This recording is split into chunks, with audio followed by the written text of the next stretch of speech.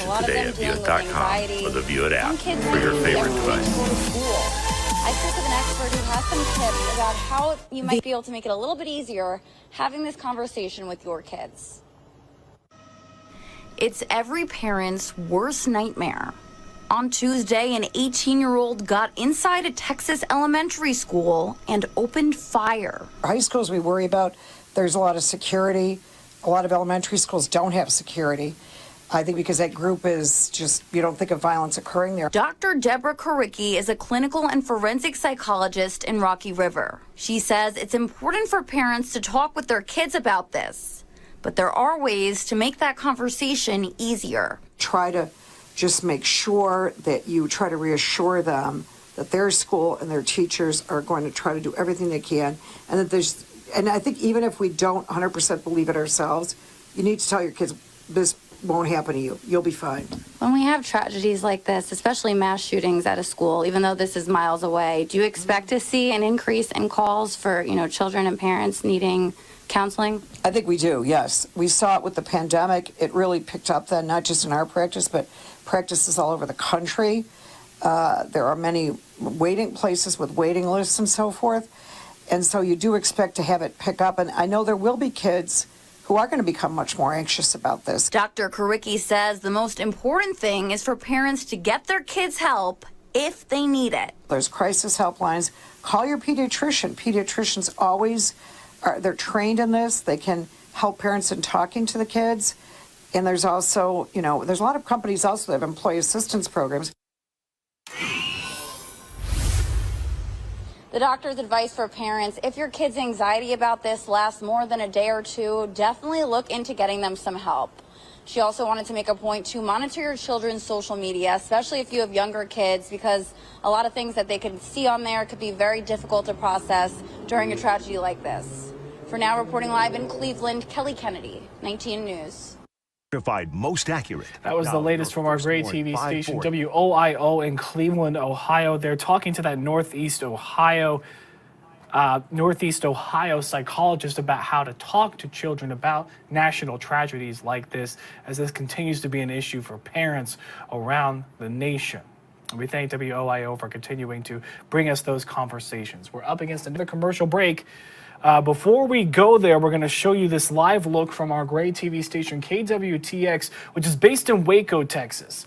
And they're there in Uvalde, Texas. That's going to be the table where Texas Governor Greg Abbott, joined by authorities and law enforcement there, will speak on the Robb Elementary School shooting that killed 19 children and killed 2 other teachers. You could see reporter and station microphones already being laid on the table right now. The governor and law enforcement have not reached there yet. They are expected to here within the next few minutes. We will carry that for you live right here on Local News Live. For now, just a short commercial break. You're watching Local News Live. You're watching Local News Live, online anywhere you are.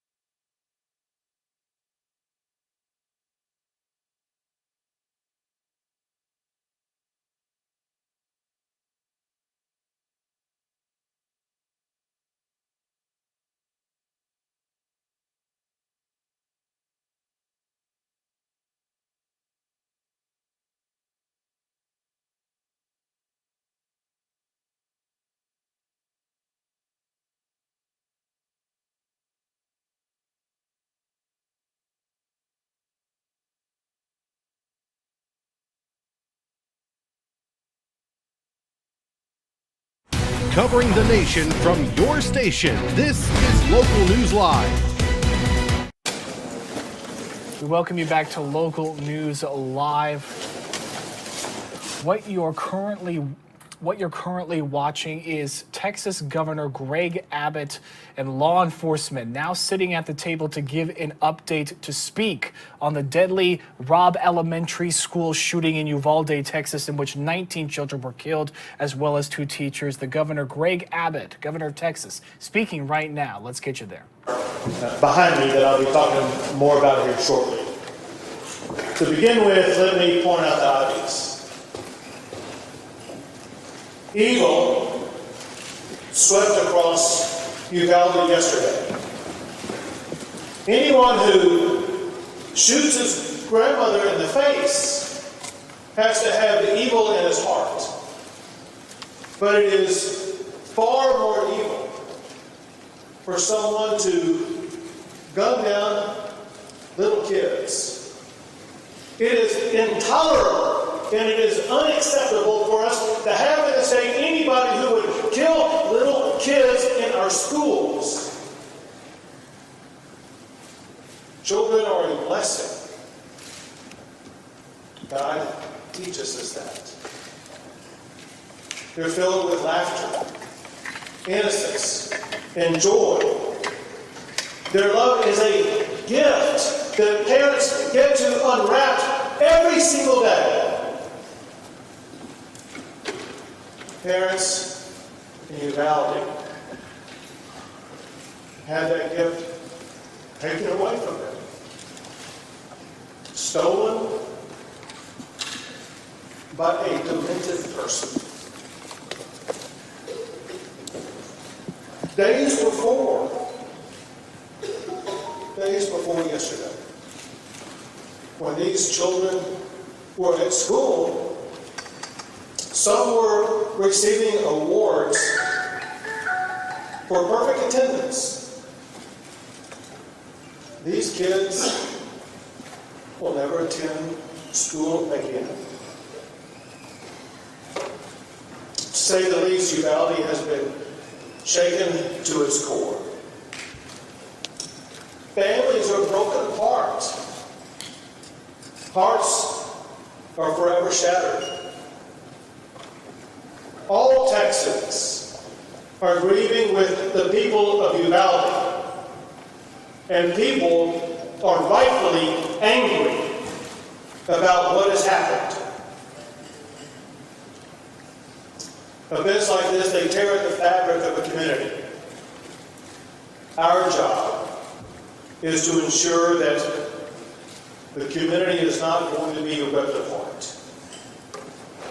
All Texans must come together and support the families who have been affected by this horrific tragedy.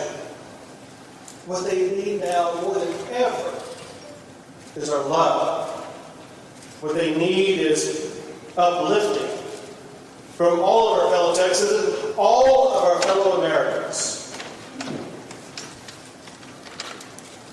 And let me emphasize something that I know you all know. But the reality is, as horrible as what happened, it could have been worse. The reason it was not worse is because law enforcement officials did what they did. They showed amazing courage by running toward gunfire for the singular purpose of trying to save lives. And it is a fact that because of their quick response, getting on the scene, being able to respond to the gunman and eliminate the gunman, they were able to save lives. Unfortunately, not enough. But I want to make sure that everybody knows, all of the law enforcement agencies and groups that are involved and were involved in this process. The Texas Rangers are leading the investigation. and they are supported by the Texas Department of Public Safety Highway Patrol, the Texas Department of Public Safety Criminal Investigative Division, DPS Aircraft, DPS Intelligence and Counter-Terrorism Division, DPS Crime and Victim Support. They are also supported by the Texas Division of Emergency Management, the FBI, as well as multiple federal partners, including the DEA, ATF, HSI, and Border Patrol. And then, of course, the valiant local officials, the Uvalde Sheriff's Department, Uvalde Police Department, Uvalde Independent School District Police, Uvalde County Constables, Uvalde Mayor, County Judge, Uvalde District Attorney's Office, local public works and surrounding police department, and the San Antonio Police and the Fire Department also. Let me walk you through some of the facts of what has happened. There's been a lot of things that have been said. Some are correct, some are incorrect. Let me tell you the best information that we have at this time. Understanding, very importantly, that this is an ongoing investigation, and ongoing investigations often reveal new information as those investigations progress. The first thing that happened was that the gunman shot his grandmother in the face. She then contacted police. The gunman fled, and as he was fleeing, he had an accident just outside of the elementary school, and he ran into the school. Officers with the Consolidated Independent School District, they approached the gunman and engaged with the gunman at that time. The gunman then entered a back door and went down 2 short hallways and then into a classroom on the left-hand side. The gunman entered into that classroom. The classroom was connected internally to another classroom. Border Patrol, Consolidated ISD officers, police, sheriffs, and DPS officers converged on that classroom. And a Border Patrol officer killed the gunman. As I said, Texas Rangers are leading the investigation, joined by federal, state, and local law enforcement officials. At this time, we know that 19 children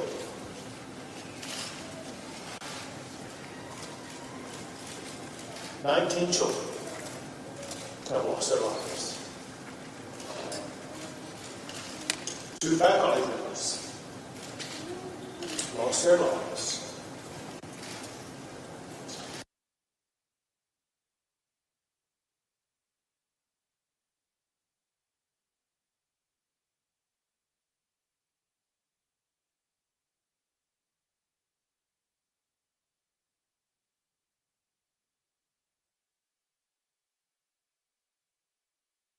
Children. Parents should contact victim services at the county fairplex. We know that there are parents still striving to make a connection. All parents are welcome and urged to contact victim services at the county fairplex. The gunman was 18 years old and reportedly a high school dropout. Reportedly, there has been no criminal history identified yet. He may have had a juvenile record, but that is yet to be determined. There was no known mental health history of the gunman. He used one weapon, which was an AR-15, using 223 rounds. There was no meaningful forewarning of this crime other than what I'm about to tell you. As of this time, the only information that was known in advance was posted by the gunman on Facebook approximately 30 minutes before reaching the school. The first post was to the point of, he said, "I'm going to shoot my grandmother." The second post was, I shot my grandmother.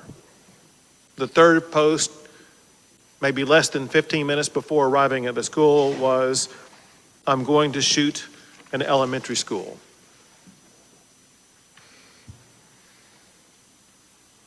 I mentioned that during the shootout that took place at the school, in addition to the students and the faculty, there were 3 officers who were injured who were all remain in good condition. 1 deputy sheriff lost a daughter in that school. Before coming out here, we had a long discussion with law enforcement at all levels. We had a discussion with community leaders, elected officials. And I asked the sheriff and others an open-ended question and got the same answer from the sheriff as well as from the mayor of Uvalde. The question was, what is the problem here? And they were straightforward and emphatic. They said, we have a problem with mental health illness in this community. And then they elaborated on the magnitude of the mental health challenges that they are facing in the community and the need for more mental health support in this region. I want to make sure everybody understands the mental health services that are available at this time, with me making one clarifying point in advance that I'm going to redouble down in the aftermath.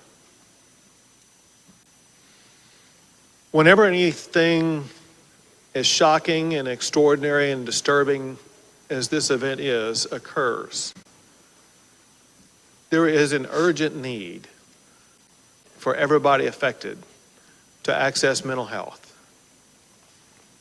I cannot be more emphatic than saying with great urgency, everybody in this community, I mean everybody, the victims, the families, family members, friends, the law enforcement involved, but the entire community is in utter shock about this. Some physical wounds that were sustained by the officers, they're going to heal in the coming days. The mental and emotional wounds are far harder to see and last far longer. The state of Texas, working with federal and local officials and agencies, we're going to be here for a long, long time. And one key point that we will focus on is making sure that everybody in this community has the access they need for as long as they need it to address with the mental and emotional health care needs that they have. I want to list various agencies and make sure these are made available to the public. The mental health services currently available are from victim services from across the area from federal, state, and local levels, including the Family Resource Center at the Uvalde County Fairplex. Schools have crisis teams at the Uvalde Civic Center. They provide wraparound services for families who are affected. The Texas Child Mental Health Consortium, created by the state legislature in 2019, is available to assist. The Bluebonnet Children's Advocacy Center is available to provide services for children. The Texas Health and Human Services Commission is on site and will be available for ongoing provision of services. The Texas Education Agency is providing supplemental counseling services. The Texas Department of Public Safety Counseling is providing counseling services for law enforcement. And the FBI is also bringing in mental health services for law enforcement. It cannot be overemphasized the importance of law enforcement officers, all of them, seeking out and obtaining this mental health counseling. The District Attorney's Office for Victim Services has a phone number available for all victims, and candidly, the entire community, in a way, is a victim here. And I was provided their number to give out to you publicly. This is the number for the District Attorney's Office for Victim Services. The number is 830-278-2916. And at this time, I will pass the mic to Lieutenant Governor Dan Patrick.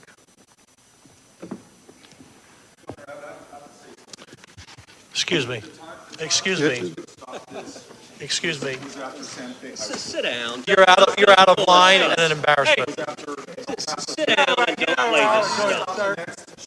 Is right now, and you are doing nothing. No, he needs to get his ass out of here. This isn't the place to talk this over. This is totally predictable. When you Sir, you're out of line. Sir, you are out of line.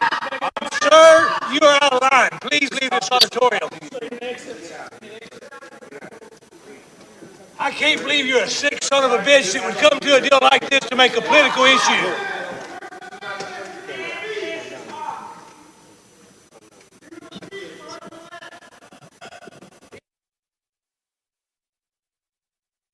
Those like you, why don't you get out of here?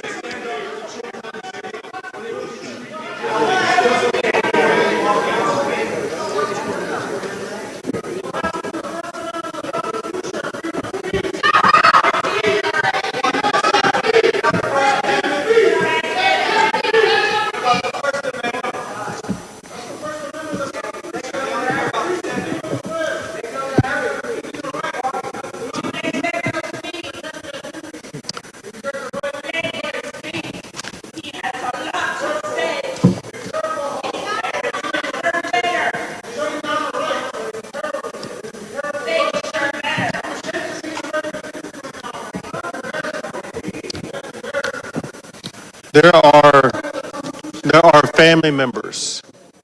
There are family members who are crying as we speak. There are family members whose hearts are broken. There's no words that anybody shouting can come up here and do anything to heal those broken hearts. We all, every Texan, every American has a responsibility where we need to focus not on ourselves and our agendas. We need to focus on the healing and hope that we can provide to those who have suffered unconscionable damage to their lives and loss of life. We need all Texans to, in this one moment in time, put aside personal agendas, think of somebody other than ourselves, think about the people who are hurt, and help those who have been hurt. And this time, Lieutenant Governor will speak. I was just about to say that there will be plenty of time to discuss and analyze what happened yesterday and do everything that we can within our power to hopefully prevent it from happening again. But now's the time, people watching around the world, in this country, in this state, to focus on these families, as the governor just said. Right now, we need to put our arms around the families of these victims, the students and the teachers. This is not a partisan issue. This is not a political issue. This is an unimaginable moment that will impact the lives of those who lost their children and those who survived, the adults and the teachers, the men and women of law enforcement who were there. We are better than this as a country. We are better than this. These types of crimes, when you see children killed, go to the very core of all of us who have children or grandchildren. We can't imagine the pain that these families are going through. We saw it 4 years ago in Santa Fe. So can we not be a nation that can stand together for at least a day or a week or a month? My gosh, to put these families first and everything else second? My gosh. You know, we live in a time, I said this yesterday, when people are at each other's throats everywhere we turn.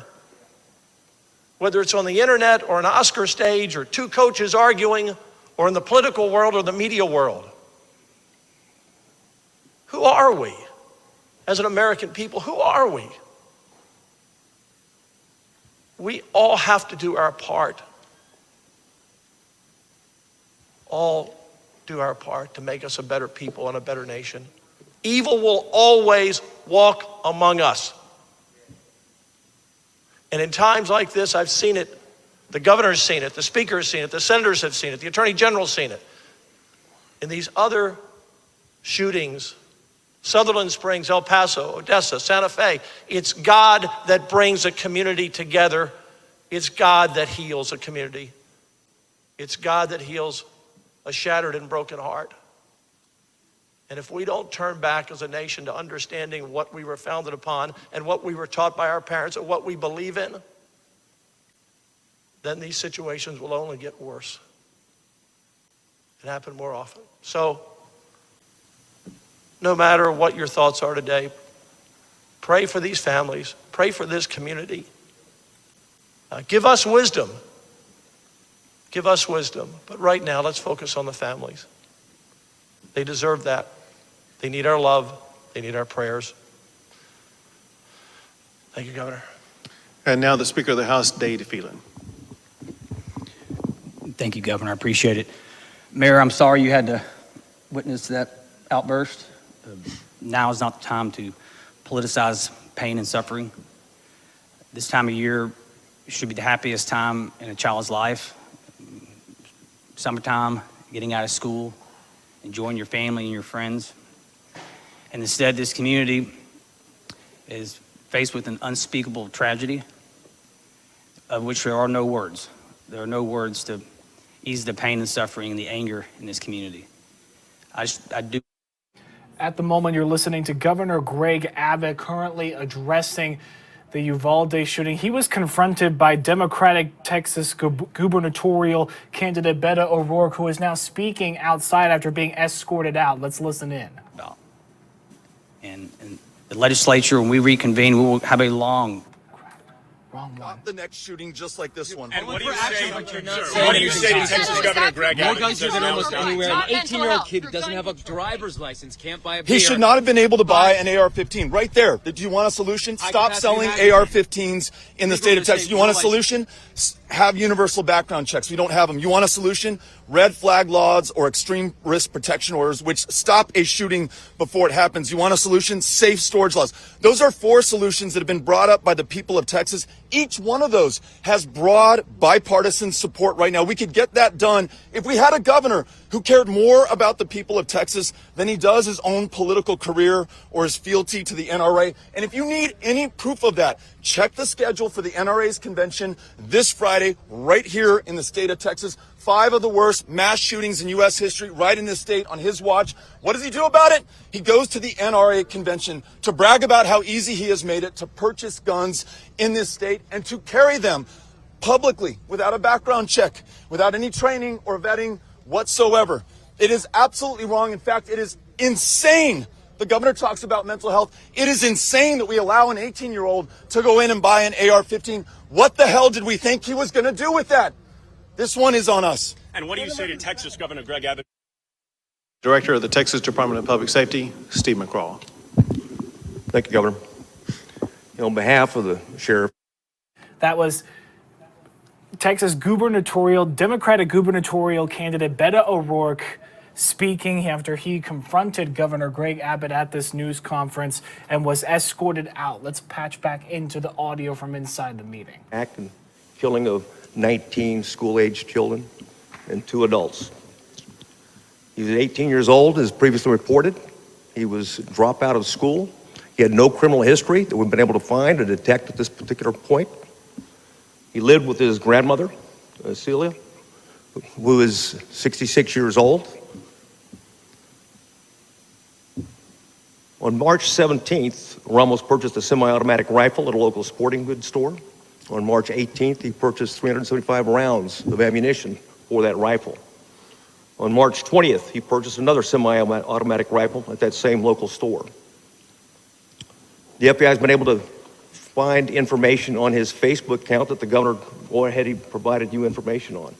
At approximately 11 o'clock, he announced, on Facebook, a post, a message that he was going to shoot his grandmother. He shot his grandmother. He re-reported that he had shot her. And after that, he reported that he was going to a school to attack it. Now, he didn't identify the specific school. He did say elementary at that point in time. But the timeline is anywhere from 11 to 11:30.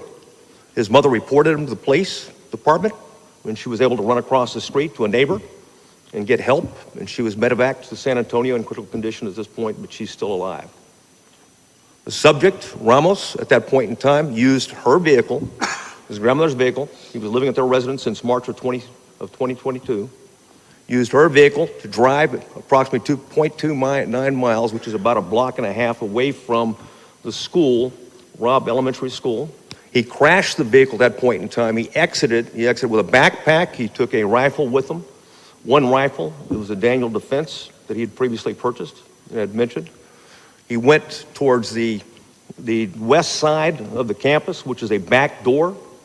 But as he was approaching, as the governor mentioned earlier, there was a brave Consolidated Independent School District resource officer that approached him, engaged him, and at that time, gunfire was not exchanged, but the subject was able to make it into the school, as the governor reported. He went down a hallway, turned right, then turned left, and there was two classrooms that were adjoining, and that's where the carnage began. As he was shooting, when the shooting began, we had Uvalde police officers arrive on scene, and along with the Consolidated Independent School District officers, immediately breached, because as we know in officers, every second's a life. They breached it, engaged the active shooter, and continued to keep him pinned down in that location, afterwards, until after a tactical team could be put together, comprised of Border Patrol agents on the front end, some members of their BORTAC unit, which is a SWAT team for Border Patrol.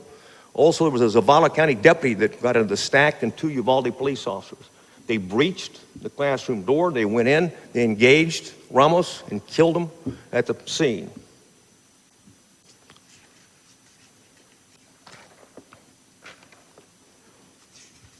That covers it, Governor. One thing I'd like to say, though, and you hit the nail on the head, is that in the profession of law enforcement, it is a profession. What looks right and how we measure ourselves is the absence of crime and disorder. Obviously, this is a situation we failed in the sense that we didn't prevent this mass attack. But I can tell you those officers that arrived on the scene and put their lives in danger, they saved other kids. They kept them pinned down.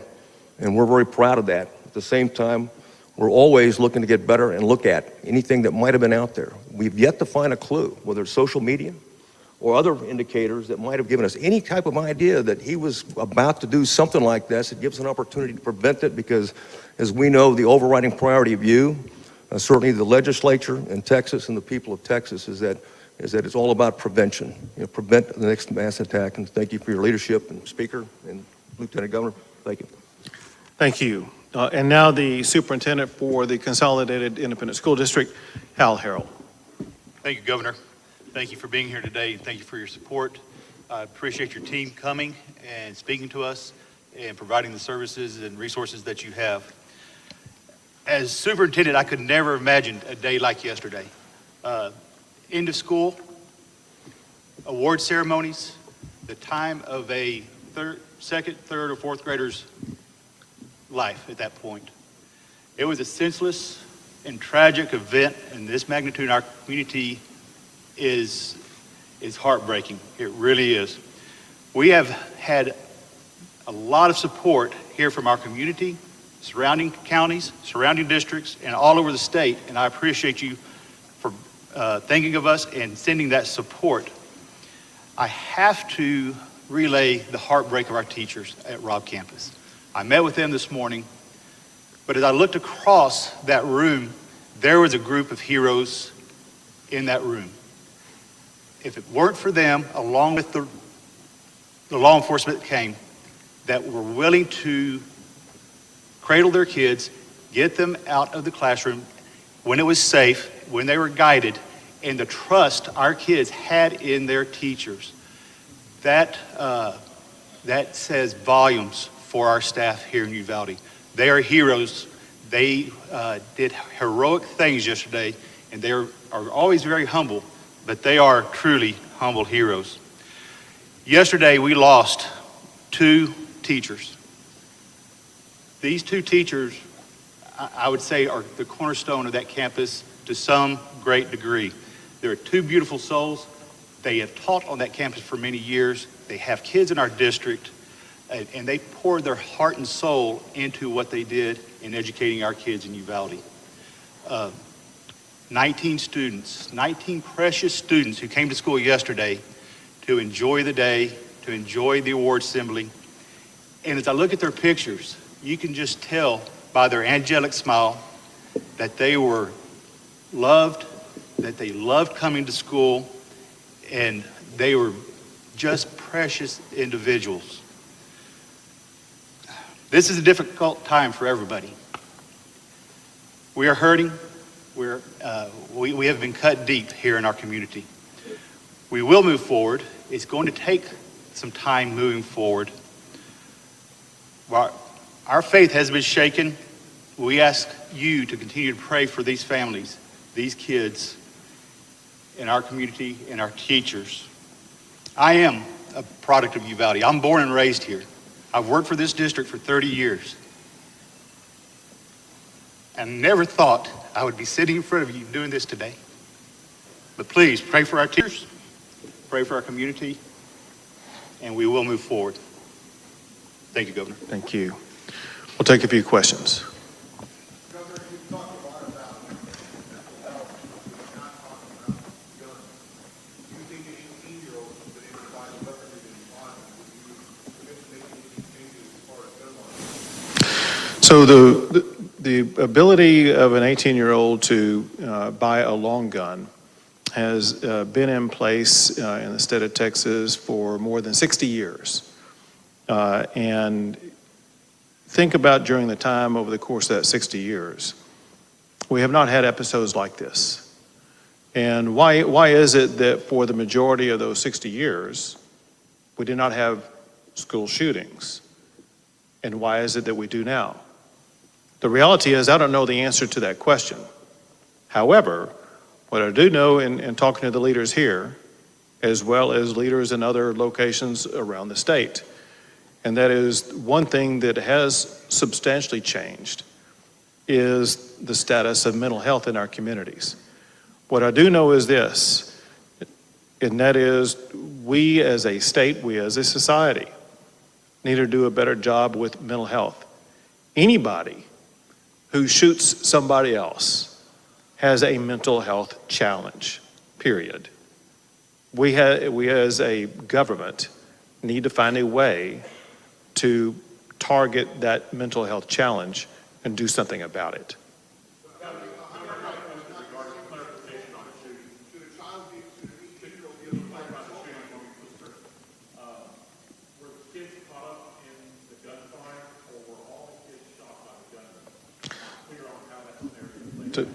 Director McCraw will have the best information on that.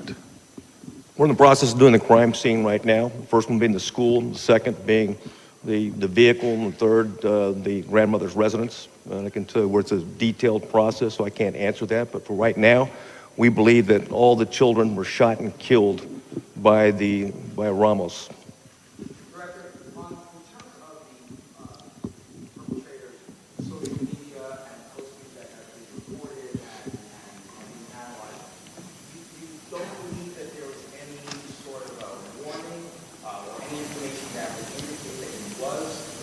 Some sort of danger, maybe not a precise danger to this specific school, but weren't there warning signs that were available on social media, maybe to the platform, maybe to communicating with?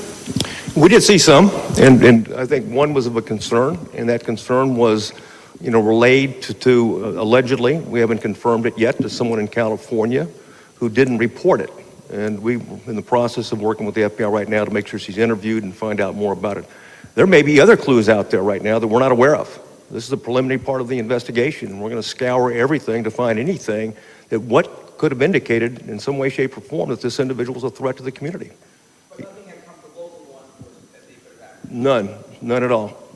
In fact, this is, we're astounded at the beginning of the investigation because there's usually something out there, but right now, it is as that reported on the timeline. If we find out something else, we'll provide that information.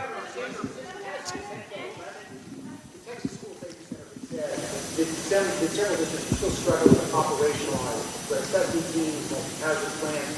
What more can be done to assist school districts to operationalize these threat assessment plans and multi-hazard plans? So I'm going to answer in part, but we also have the TEA Commissioner Mike Morath with us, who may be able to shed additional light. But here is the information that we know, and you pointed out SB 11. Listen, as you know, but others may not. People need to understand that in the aftermath of the Santa Fe shooting, I signed 17 laws to address school safety, and one of them dealt with threat assessment and preparation for threat assessment. And there are certain standards that schools are required to comply with to make sure that they are addressing threat assessments. I have no information as we speak at this particular time about the status of this particular elementary school or the ISD about what the status was concerning threat assessments. However, to make sure that your broader question is answered sufficiently, Mike, you want to come up? The person coming up is Mike Morath, who is the commissioner for the Texas Education Agency. So there's significant appropriations provided to ensure that the local school systems around the state have resources for this. One of the components of Senate Bill 11 was a school safety allotment. There was additional upfront funding for that. The Texas School Safety Center and our agency work in collaboration to provide technical assistance and training to school district leaders, counseling team leaders, others, to ensure that the threat assessment protocols and these procedures, including threat response plans and the operational multi-hazard plans, are practiced on a recurring basis. So there have been essentially fairly significant efforts to bolster those managerial practices and these detective or preventative practices in schools all over the state of Texas. We will continue to do more. After any incident like this, of course, you reflect on lessons learned to ensure that we can prevent this kind of situation in schools going forward.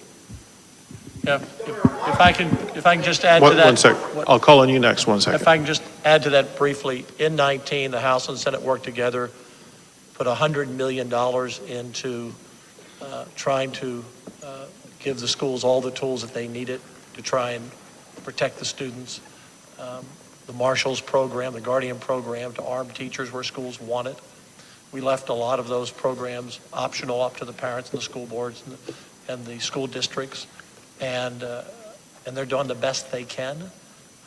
And you're always going to have, again, no matter what you do, there's going to be someone to find another area that's vulnerable. But the legislature did act. The governor signed those bills, but we can and need to do more. And in the area of mental health, we've also been working on that as well, but need to do more. We've got to, in our smaller schools where we can get down to one entrance. One entrance might be one of those solutions. If you had taken 3 more minutes to find an open door, police were there pretty quickly. But this school district has been doing a really good job in trying to protect their students, and those teachers died yesterday protecting their students. And this is a continued work for us. Governor, last night you were at a political fundraiser in Walker County. Why did you not cancel that event? And your press office has stated that you plan on canceling all future political events going forward until further notice. Does that include the NRA convention here in Houston on Friday?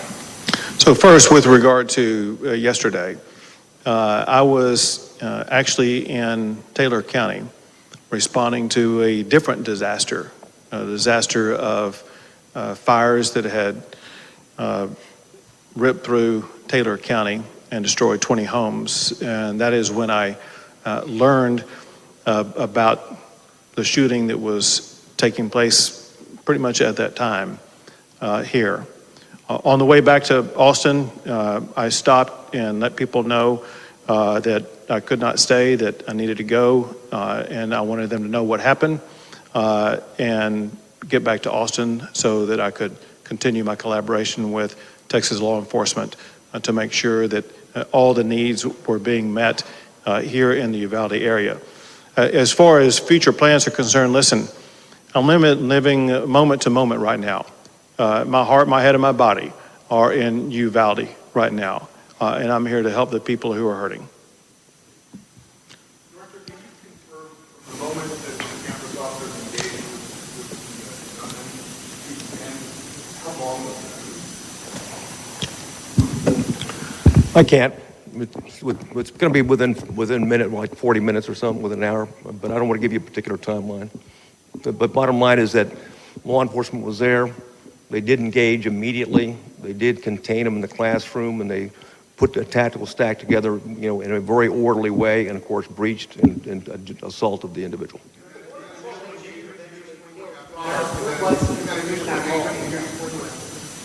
The initial engagement? No, I mean, it was just, it confronted him and wanted to find out, because he read the report, heard the accident, and was out trying to check on that particular crash when he saw it. So he followed him right in immediately, okay, and when rounds were exchanged. And of course, then also we had 2 Uvalde police officers previously described that went in and was involved in also the shooting with the subject and were wounded. And of course, they were also responsible for containing him in that area. Go ahead. Yes, sir. Well, I don't know where he was in the community, but obviously in the Uvalde area, because they got there so quickly and in force. And of course, I'll let them answer that question. But they were there in force, and of course, they were, importantly, they had some members of their tactical team there on the Vortex team, and they took the lead on that stack. But I'll defer to, I think I have a Border Patrol uniformed.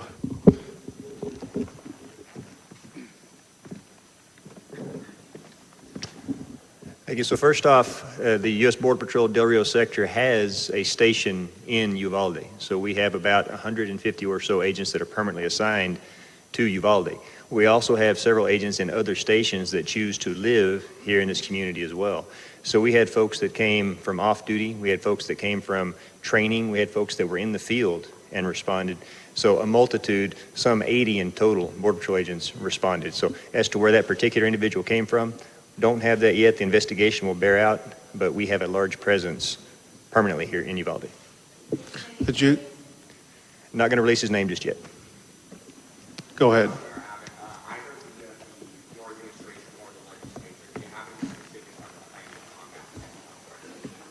We began talking about it in there. I'll just tell you one thing that we talked about, which is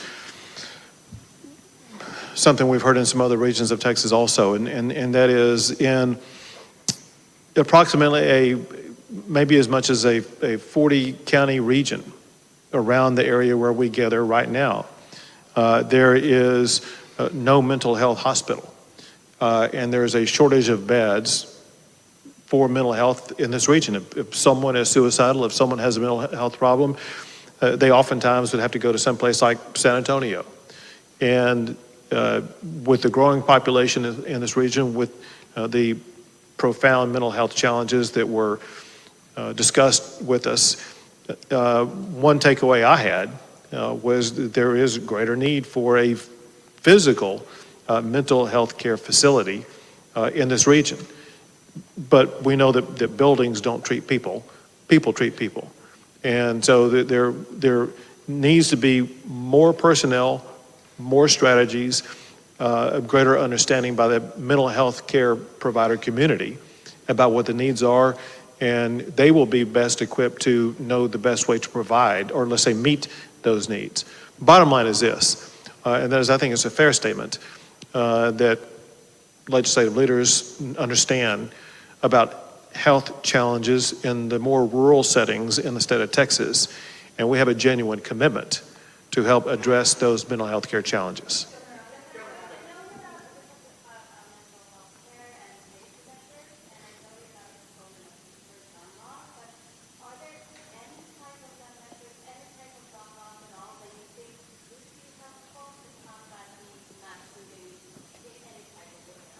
It's one of those issues that was widely discussed in the last several sessions, in particular in the 2019 session.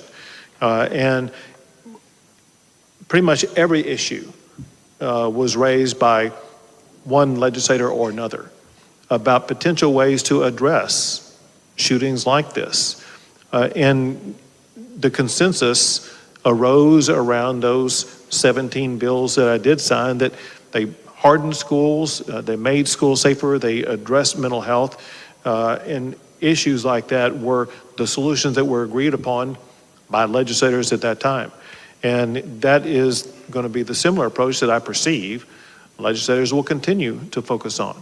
We consider that what we did in 2019 to be one of the most profound legislative sessions, not just in Texas, but we've seen in any state in addressing school shootings. That said, to be clear, we all understand our work is not done.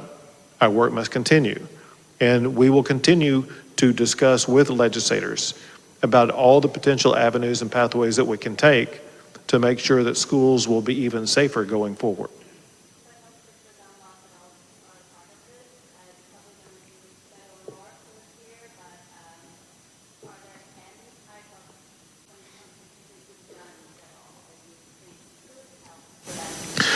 And I know people like to try to oversimplify this. Let's talk about some real facts. And that is, there are, quote, real gun laws in Chicago. There are, quote, real gun laws in New York. There are real gun laws in California. I hate to say this, but there are more people who were shot every weekend in Chicago than there are in schools in Texas. And we need to realize that people who think that, well, maybe if we could just implement tougher gun laws, it's going to solve it. Chicago and LA and New York disprove that thesis. And so if you're looking for a real solution, Chicago teaches that what you're talking about is not a real solution. Our job is to come up with real solutions that we can implement.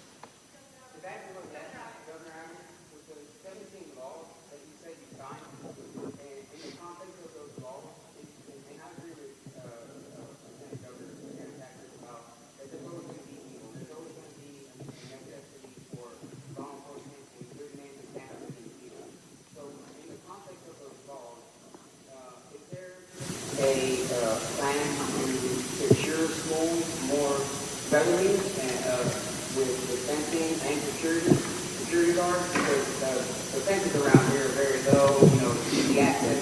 One of the things that you said about 1 point entry, where in the district where my children go to school, we have a 1 point entry in Harper, Texas, and I have family down here that were affected by this yesterday, and so that's why I'm here today. And so within the context of those 17 laws, is there a plan to address the real security safety? Is there funds for it to apply to that? So the last thing first, and that is all together, we allocated more than $600 million, so more than $500 million to address school safety. As it concerns the first parts of your question, the answer is, with the laws that we passed in 2019, which is 3 years ago, all those measures that you were talking about were included in those laws. Let me give you several examples. An entire platform that was addressed is what's called school hardening or hardening schools. Some of those strategies reduce the number of entrances. Other strategies provide things like school marshals or having DPS officers or others fill out their paperwork in schools so that there will be a law enforcement presence in schools. They involve different types of strategies that will make it should make it more difficult for a shooter to get into a school.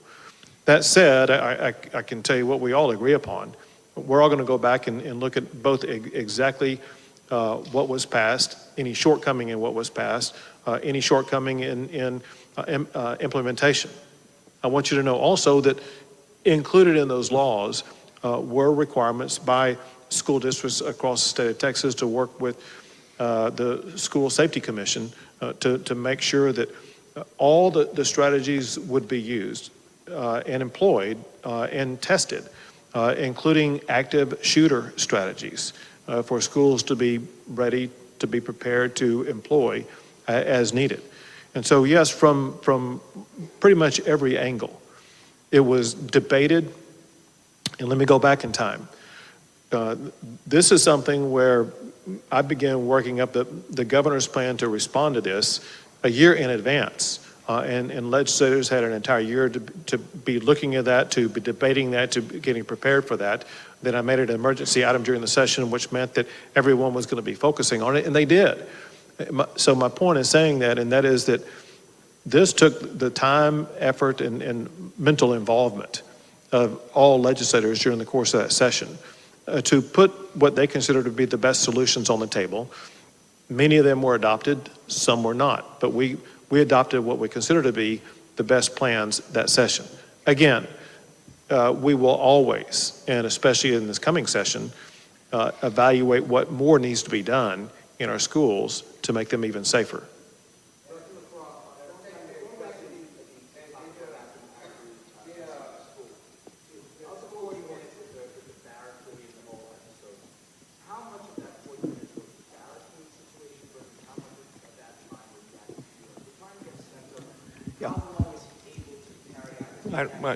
You understand that, we're looking at now we're getting the surveillance video, so we can go frame by frame and track that every minute. So that's part of obviously the investigation, and I'd wait until we've completed that part before we provide that information.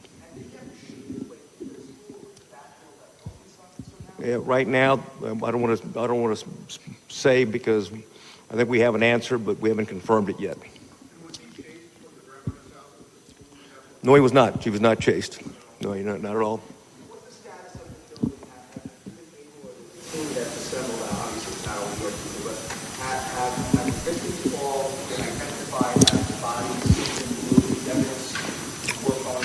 All the victims have been identified, and all the notifications have been made. Yes, there's an ongoing recovery team. We've got certainly a company of Texas Rangers with forensic background are conducting it, and then we've got the FBI's evidence response team, and of course ATF is helping as well. Can we get you to speak up a little bit?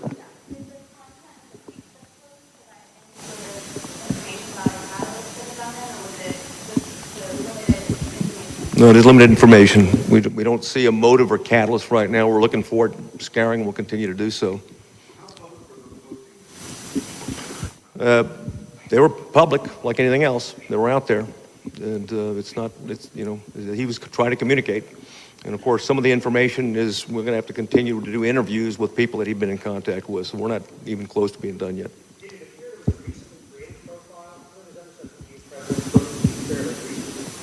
Yeah, I can't comment on that right now. Yesterday, evil visited your town, something to that effect. But then you also are saying that this is a mental health issue, and that's what needs to be addressed. Is this I don't believe evil is a mental health classification. Do you see this as a mental health issue or some kind of biblical battle between evil that's always going to be out there? So I'm having trouble reconciling this idea of evil and mental health issues. So, and very interestingly, in the meeting that we had before coming out here, I raised that exact issue because we talked about mental health. And to me, someone who is as demented as it takes to kill little kids, it goes beyond, seems to me, a mental health issue. I mean, that is the sheer face of evil itself. And so, listen, I'm not a doctor. I can't classify these things. And I don't know the extent to which mental health would be able to address someone who has the challenges that they would shoot their grandmother and then shoot and kill all these babies, all these young kids. Kind of what was pointed out at the time in our discussion earlier is there could have been a time earlier in his life when it was a more typical mental health issue that could have been addressed. I don't have any information about that, and maybe others don't either, but is there a difference between a mental health challenge that can be addressed and evil? I don't know. It's a big...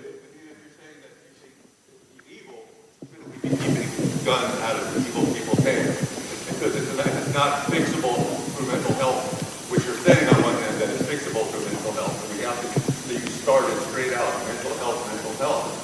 So, you know. And this. And that oversimplifies things. Like, you don't want to oversimplify this, but to just say it's evil seems to oversimplify it. Well, it obviously is a meaningful characterization. And the point is this, if you know someone more evil, I want to see what they did. But I consider this person to have been pure evil. Go ahead. Say it again.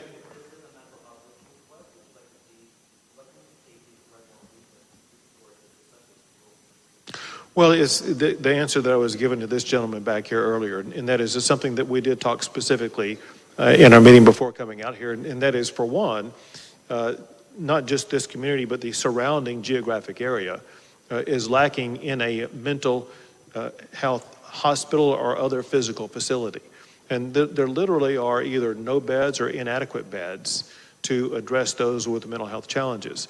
And when you look at the population base and perhaps a growing population base in this geographic region, an issue that we will be taking up is going to be what ways do we address the mental health issues? Does it include a physical facility such as a mental health hospital? If so, how large would it be?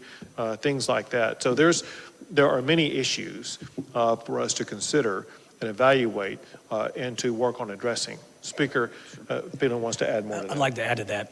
So in the last special session, we actually appropriated about $150 million in ARPA funds for the Children's Mental Health Consortium to partner with campuses across the state of Texas, higher education, four-year institution, two-year institutions, to have a mental health professional on campus to contract with local ISDs to make certain. This is mainly a COVID issue, of mental health for children coming out of COVID, but it's mental health across the board for any child who wants to meet with a professional, which is a challenge. I'm from rural Texas. It's a challenge to have those professionals in your community. We also appropriated $500 million for rural broadband to make certain communities out in rural Texas have high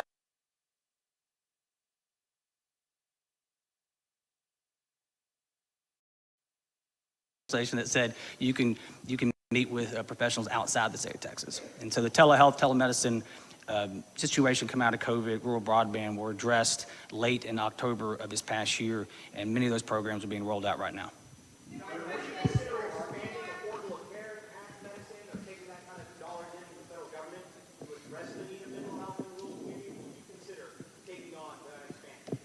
We have other ways of addressing it and other funds available for it.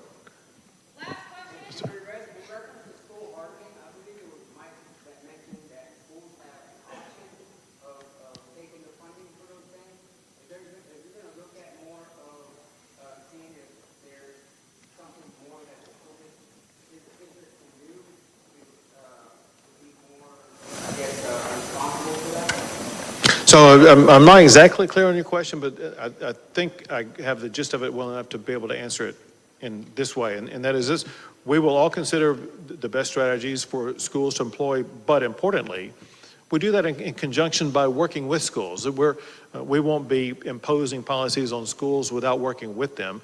We need ISDs and schools and school leaders and school safety professionals at the table for that discussion purposes if we are going to achieve the best standards that are possible. Thank you all.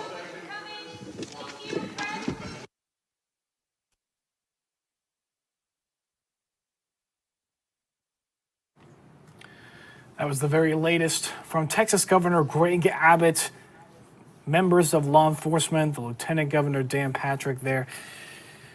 all answering questions from reporters in the wake of that deadly Uvalde, Texas shooting at Robb Elementary School that killed 19 children and 2 teachers. This is something that has rocked the nation and has terrified so many people and has touched the hearts and souls of an entire nation. We're going to be bringing it back here to the Local News Live HQ and ending this Facebook live stream here now that there's no more details being given. We here at Local News Live, we have more than 120 local gray TV stations across the nation, including several in Texas, including KWTX based out of Waco, Texas, who is helping to provide some of that video that you saw today. And during this news conference, Democratic gubernatorial candidate Beto O'Rourke confronted Governor Greg Abbott, telling him that he's doing nothing and that this is on him unless he does something. And as we showed you, Beto O'Rourke gave reporters some brief statements after he was escorted out of this news conference. So any new updates on this situation we'll bring for you right here on Local News Live. For right now, we're going to be ending this stream here and taking a short commercial break on the stream. We just want to thank you all for staying with us as we bring you these terrifying new details, the very latest that we can. And we ask everyone to please stay safe out there. Streaming 24/7, you're watching Local News Live.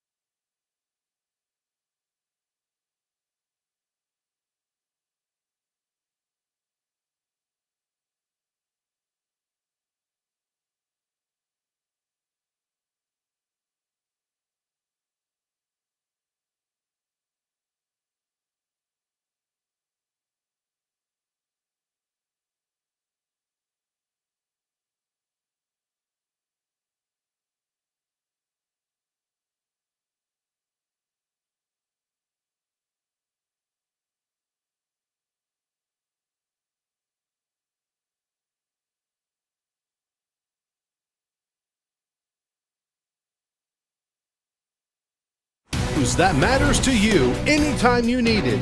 This is Local News Live. Welcome you back to Local News Live. We're now going to get you